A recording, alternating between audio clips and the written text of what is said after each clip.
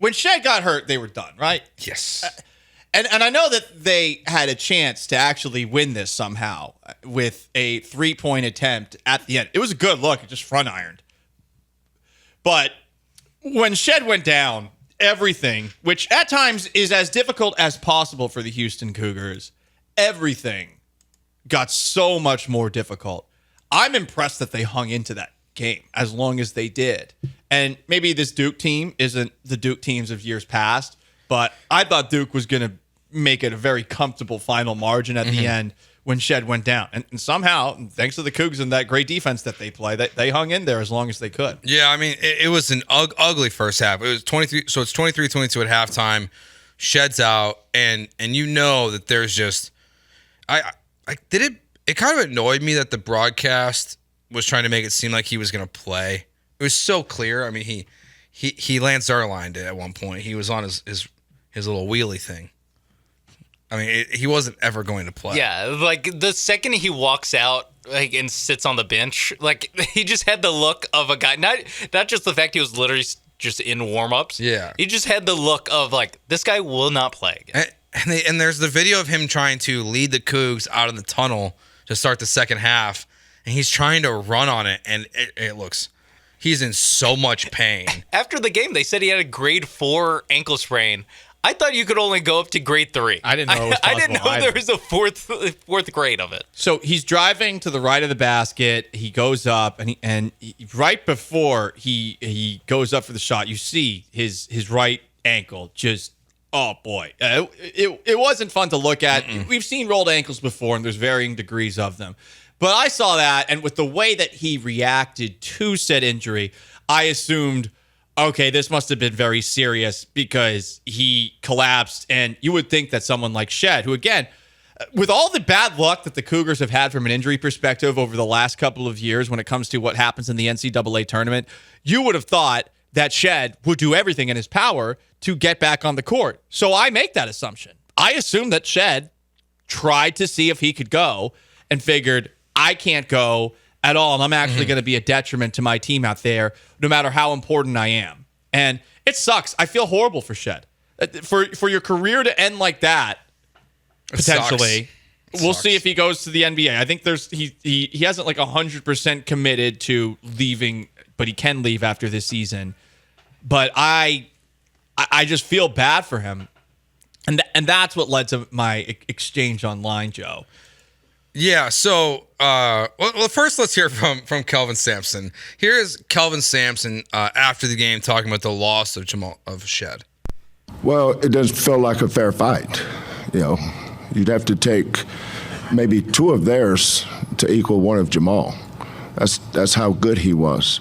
And he's a first-team All-American. You don't have another one of those. You don't have the best defensive player in the Big 12. You don't have guy that made all the big shots at the end.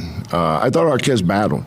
Think about it. We had the ball a couple of times to take the lead late in the game.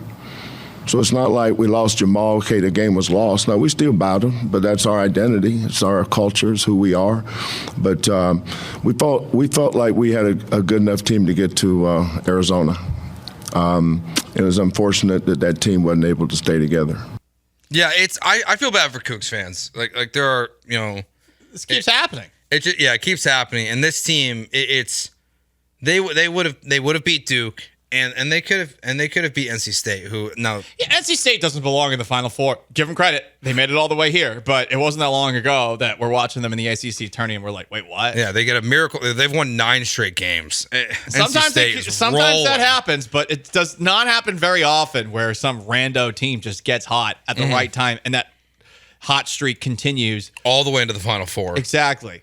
So yeah, the Cougs. It's just it sucks for the players. It sucks for the fans because they were so clearly, like to what you said and what Sampson just said there, the fact that they had a shot to win the game or tie the game with the way how bad it was and how much of a struggle it was without Shead on the court, it gives them a credit to how good of a team they still are. But to be that reliant on one player is also, that's what makes sometimes the Cougs a challenge, because if Shead got shut down this season ever, it was And now that when he was hurt, it was so clear, they had no answer. But then, yeah, you and Larry Stafford got into a fight because right. He said he could have played. Look, stylistically, I just don't think we enjoy each other. Larry, from what I understand, is a good dude.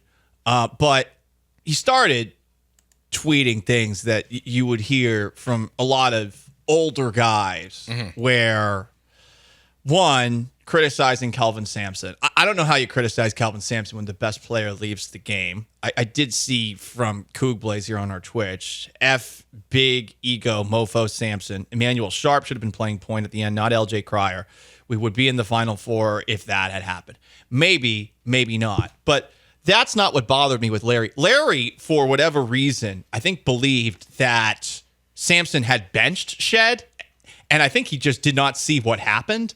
And then he tried to double down, saying something along the lines of, well, if that had been my ankle, I would have been back in the game.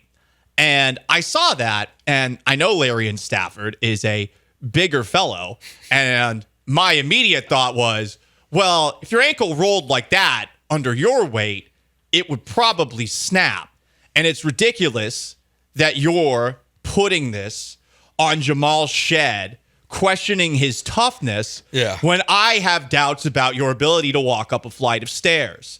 And then he got a little bit mad and say, are you fat, Jim? He's like, no, I'm just bringing up a fact. You are fat. And he tried to turn it into like a who's athletic and who's not, whatever. I'm sure Larry at one point in his life was athletic. It sure as hell ain't now. And that guy's not going to be able to shake off a rolled ankle with a grade 4 sprain and be able to play 40 minutes a night like Jamal Shead's supposed to. Dude, he couldn't play 40 minutes a night if he was healthy. And there are so many people out there, they always question the toughness of athletes. And I'm sorry, but you should have to be in great shape to even think about doing that. And I speak to a lot of people in this industry because I know for a fact that I'm in better shape than every single person in this city that talks about sports for a living. I know that. I know that. I'm a psycho about it, but I know that. It's not really, and I'm not counting the ex-athletes here, although I feel like with some ex-athletes, I'm actually in better shape right now. But there's a lot of people out there that are going to second guess a guy's motivation, his balls, his chutzpah, his whatever, because they feel like they would actually be able to get back into a game like that. And I'm sorry, you're just completely full of it. And there's a lot of people that are like that out there who are very unrealistic about the kind of athlete they used to be. How many people, Joe, have told you that they used to run a 4.6 40? So, a lot of people. It's insane, the amount of people that say that. And I know it's insane because I have regularly beaten friends who have challenged me to races outside of bars in sprints, claiming that they've run a sub 4.6. I have never run a sub 4.6 in my life. The fastest I've ever ran was a 4.84. Okay? Maybe I ran faster before that, but there's a lot of people out there who live online, who love the sound of their own voice, and who actually do sound fairly entertaining when you don't actually listen to the, substance of those words. But when that person's expecting to call into a show for 2 minutes, and for whatever reason, the station that he calls into does not feel the need to actually go back and forth and say, oh, wait, well, that's wrong, that's wrong, that's wrong. They just let him go until he says, I'll holla. Generally, someone's going to be able to find holes to poke in that. And the hole that I found to poke in that is the idea that a large human being who rolled his ankle and somehow wouldn't break it because he's a fatty boom batty would be able to come back into the game and actually do well. That to me is an absolute load of crap. You know it. I know it. We all know it. So you can bring out like, oh, Poe's been fired a couple of times. That's true. But I've never been a fat. And I would not, if I were to land on my ankle like that, break my ankle the same way you would. So the next time you're calling out somebody like Jamal Shead with this idea that at one point in your life you were ever athletic enough to even suit up on a court like that, I don't know, look in the mirror and then maybe go on a diet for a couple of months, years, whatever it takes, and then you can maybe have that conversation someday. But we both know that you'll never actually do that. End rant. Please do not accept his wager of playing a basketball game. Just on the small percentage chance you lose, I would rather die than be in a room with Larry and Stafford for 3 hours because that was the wager he placed. that he could host the show for a day if he beat you in basketball. I would love to hear him do more than 2 minutes of but anything. please This is a don't. person who talks all please the don't. time. Like, there's a racism against people that aren't on the air in the city. And you know what? You could try with all your dumbass political takes. You could try. Please, I would love to see you go on the air and talk, though, for more than 3 minutes. I really would. I really would. Especially if there's somebody else in there. Because you love the sound of your voice, but generally everything that comes out of your mouth is the most basic stuff that you're ever going to hear. The Texans need to add a wide receiver and a hauler. Oh, cool. That's awesome. Great. You're providing so much to the conversation.